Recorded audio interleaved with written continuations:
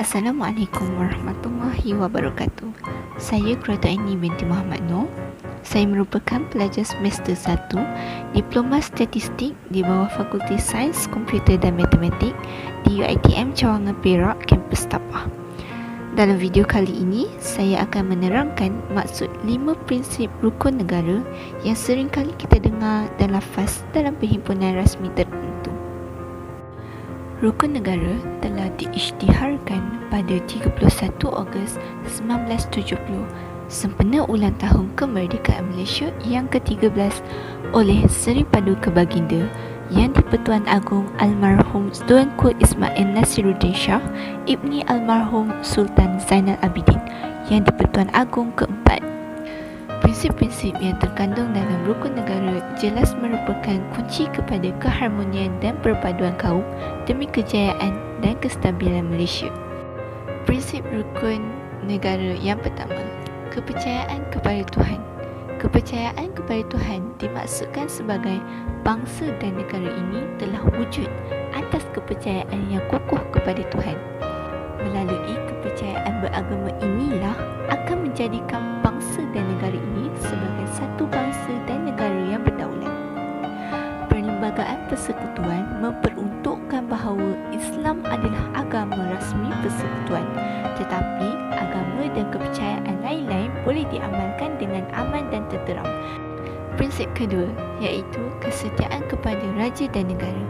Prinsip ini adalah berteraskan kepada amalan sistem demokrasi berparlimen dan raja berperlembagaan dengan Seri Paduka Baginda Yang di-Pertuan Agong sebagai Ketua Negara. Selaras dengan kedudukan Yang di-Pertuan Agong sebagai raja mengikut perlembagaan, sistem beraja juga diamalkan di setiap negeri dan Yang di-Pertuan Negeri bagi negeri-negeri yang tidak beraja.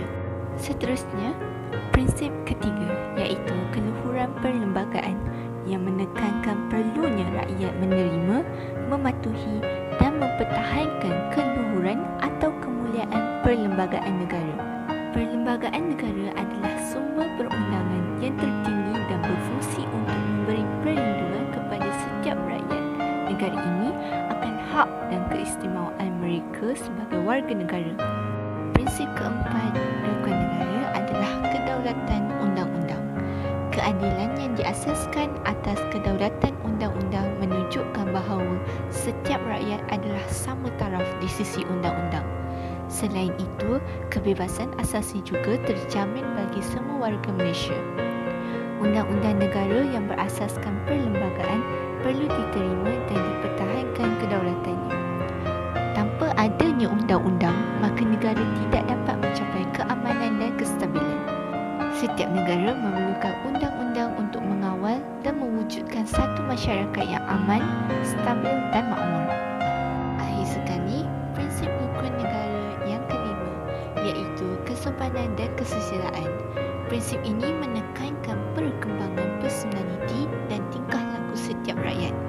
Ia bertujuan untuk membentuk warga negara yang bersopan santun dan bersusila selaras dengan kempen budi bahasa dan nilai murni yang dijalankan.